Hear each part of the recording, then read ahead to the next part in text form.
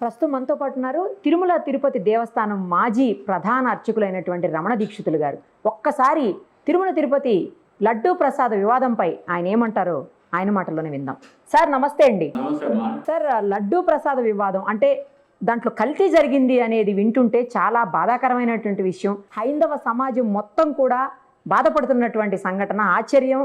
అలాగే అసలు ఏం జరుగుతుంది, ఏం జరిగింది, ఎందుకు జరిగిందో కూడా అర్థం కానటువంటి పరిస్థితులు.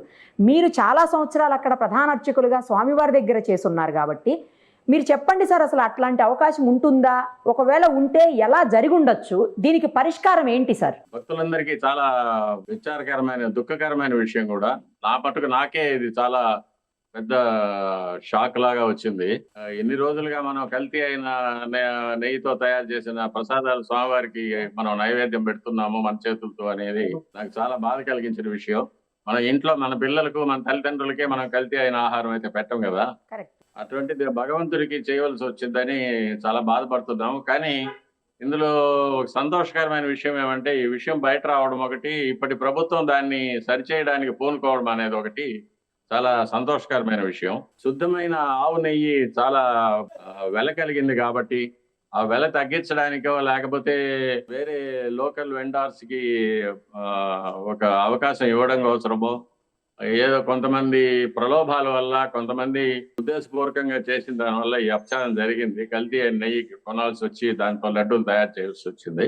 బేసిక్ గా అటువంటి వారికి సనాతన ధర్మం మీద, ప్రాచీన సాంప్రదాయాల మీద నమ్మకం లేకపోవడం, భగవంతుని మీద నమ్మకం లేకపోవడం, భక్తి లేకపోవడం, తర్వాత వచ్చే కోట్లాది మంది భక్తుల యొక్క మనోభావాల మీద కూడా ఒక గౌరవం లేకపోవడం, ఇవన్నీ కూడా కారణాలుగా ఉంటాయి. నా 50 సంవత్సరాల అనుభవంలో ఇలాంటిది ఎప్పుడు జరిగింది లేదు. కానీ ఇప్పటి ప్రభుత్వం అనుమతిస్తే ఇది కాకుండా ఇంకా కొన్ని అర్చక వ్యవస్థల్లో, ఆగమ వ్యవస్థల్లో అప్పుడు జరిగిన కొన్ని ఆలోచన లేని మార్పులన్నింటినీ కూడా సరిచేసి ఆలయానికి పూర్వ వైభవం తీసుకొచ్చి వచ్చే తరాల వాళ్ళకి ఆలయాన్ని పవిత్రంగా అందించడానికి నా ప్రయత్నం నేను చేస్తాననేది నేను ముఖ్యమంత్రి గారితో విన్నవించుకుంటున్నాను. స్వామి, ఇట్లాంటి అవకాశం అంటే చాలా రకరకాలైనటువంటి పరీక్షల అనంతరం మాత్రమే ఆ నెయ్యి కానీ ఏదైనా సరే అక్కడ వాడే పదార్థాలు వాడుతూ ఉంటారు. అలాంటిది అంత భయంకరంగా జంతు పదార్థాలని, ఏదైతే కొవ్వు ఉంటుందో దాన్ని, అలాగే ఫిష్ ఆయిల్ అంటున్నారు, ఇలాంటివన్నీ లోపలికి వచ్చే అవకాశం ఎలా ఉంటుంది స్వామి? అసలు ఈ 5 సంవత్సరాలు కూడా ఒక నియంత రాజ్యం జరిగిందమ్మా గుళ్ళో ఒక అధికారి వల్ల. అందువల్ల ఎవరు నోరు తెచ్చి మాట్లాడలేకపోయారు. నేను వెళ్ళి అదే అధికారిని కలిసి, అదే చైర్మన్ గారిని కలిసి చెప్పినా కూడా వాళ్ళు నా మాటలు లెక్క పెట్టలేదు. జరిగింది ఏదో జరిగిపోయింది, దాన్ని పూర్తిగా వాళ్లే బాధ్యత వహించాలి. స్వామి, పోటు అనేది చాలా పవిత్రంగా చూస్తారు. అక్కడికి వచ్చే ప్రతిదీ కూడా చెకింగ్ అయ్యే వస్తుందని అంటున్నారు. మీరు కూడా అక్కడ రెగ్యులర్ గా ఉండేవాళ్ళు కాబట్టి మీకు మొత్తం తెలుస్తుంది అక్కడిది. కానీ ఎవరు మాట్లాడే పరిస్థితి లేదమ్మా, ఎవరు ఏది ఎత్తి చూపే పరిస్థితి లేదు కాబట్టి అందరూ భయభ్రాంతులుగా ఉండిపోయారు కాబట్టి ఏ విషయాలు బయట రాలేదమ్మా ఆ టైంలో. స్వామి, చాలా పవిత్రంగా చూస్తాము. చిన్న పిల్లలకు కూడా ఆ లడ్డు చాలా ఇష్టంగా తింటారు. తర్వాత మొత్తం లడ్డు అంతా కూడా తినేస్తుంటారు పిల్లలు కూడాను. స్వామివారికి పెట్టడంతో పాటు చిన్న పిల్లలకు కూడా ఇప్పుడు రకరకాలైన, మనందరం కూడా పవిత్రంగా భావించేటువంటి లడ్డు, కొన్ని కోట్ల మంది అది.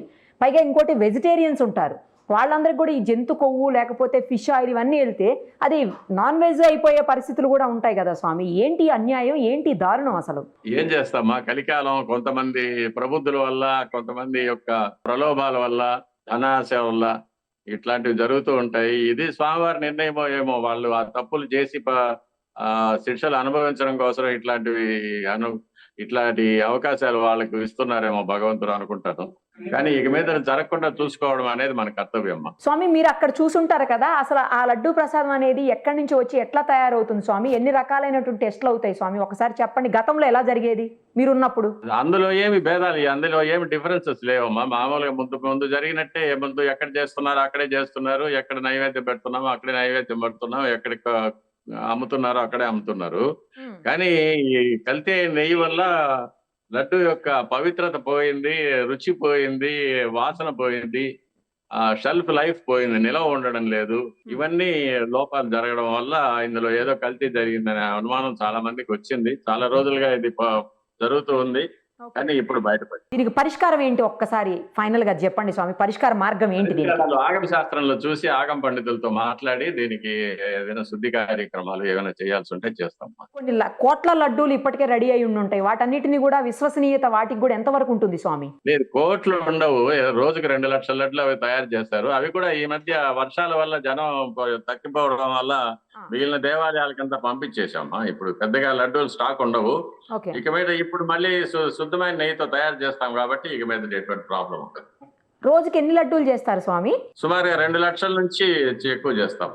అప్పుడు డిమాండ్ బట్టి ఓహో. వీకెండ్స్ అయితే ఎక్కువ ఉంటుంది, ఫెస్టివల్స్ అయితే ఎక్కువ ఉంటుంది, ఉమ్. మిగతా రోజు వీక్ డేస్ అయితే కొంచెం తక్కువ డిమాండ్ ఉంటుంది. సీసీ కెమెరాస్ అవన్నీ దాన్ని కూడా ఉంటాయా? నియంత్రించడానికి ఏదో చర్యలు తీసుకుంటూ ఉన్నారు. సీసీ కెమెరాస్ ఉంటాయా స్వామి? లడ్డు తయారు చేసేటప్పుడు ఆ ఇంగ్రీడియంట్స్ అన్ని కలిపేటప్పుడు ఉంటదా సీసీ కెమెరాస్? ఉండకూడదు. మా స్వామివారికి ప్రసాదాలు తయారు చేయడం ఎవరు చూడకూడదు, వాసన చూడకూడదు కూడా. ఓకే, స్వామివారికి నైవేద్యం అయ్యే వరకు. కానీ ఇంత అపవిత్రం అయిపోయిన తర్వాత ఏం చెప్పాలి స్వామి? ఎట్లా చెప్పాలి అసలు? కొన్నిటికి సమాధానాలు చెప్పలేమమ్మా. భక్తులకి చేసే వాటికి సీసీ కెమెరాస్ ఉంటాయా స్వామి? వాటికి కూడా ఉండవా? లేదమ్మా, నేను ఎప్పుడు అటువైపు వెళ్ళలేదు సార్. ఇప్పుడు సరే స్వామి, దీనికి పరిష్కారం ఏంటో ఫైనల్ గా చెప్పేయండి స్వామి. ఎట్లా పరిష్కారం ఏంటి మీ ఉద్దేశం పరిష్కారం ప్రకారం? ఆగమ పరిష్కారం. పండితులతో కలిసి ఆగమ శాస్త్రాన్ని చూసిన తర్వాత దీనికి ఈ అపచారానికి ఎటువంటి శుద్ధి కార్యక్రమం చేయాలనేది మేము నిర్ణయించుకుంటాము. తర్వాత మన భక్తులందరికీ అందరికీ కూడా ఒక విన్నపం ఏమంటే, ఇక మీదట ఇలాంటి తప్పులు జరగకుండా మనం అందరూ కూడా కలిసికట్టుగా ఉండి చూసుకోవాలి. భగవంతుడి సేవలో భాగంగానే ఇది చూసుకోవాలి. థ్యాంక్ యూ స్వామి, థ్యాంక్ యూ సో మచ్.